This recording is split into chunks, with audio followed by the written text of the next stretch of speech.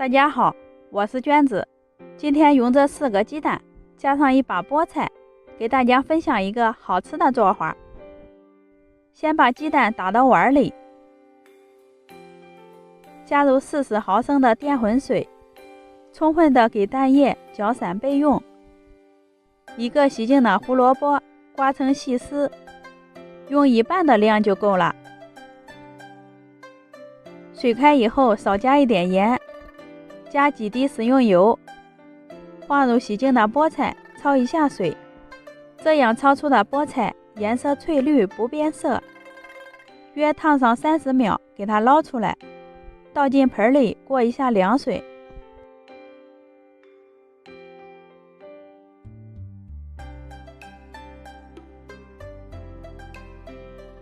接着倒入胡萝卜丝，也焯一下水，大约烫上1分钟，给它捞出来，同样的倒进盆里过一下凉水。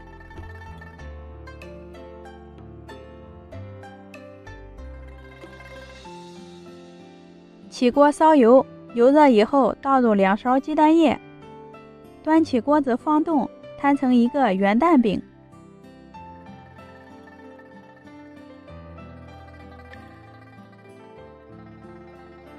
蛋液全部凝固以后，给它翻个面，再烙上20秒，然后放到面板上稍微凉一会儿。在鸡蛋饼的下方放上焯好水的菠菜，再放一些胡萝卜丝，最后放上泡好的粉条。全部放好以后，从下边卷起来，尽量卷得紧实一些，在切的时候不易散开。然后斜刀切成菱形的小块，切好之后均匀地摆放在盘子里。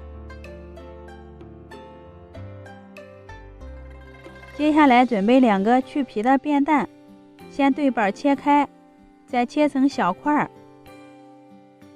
将切好的便蛋也摆放在盘子里。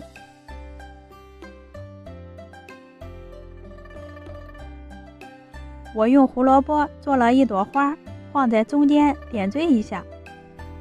再来调个料汁，碗里倒入切好的蒜末，加入适量的盐，少许的白糖，倒入2勺生抽，再来2勺香醋，再放1勺辣椒油，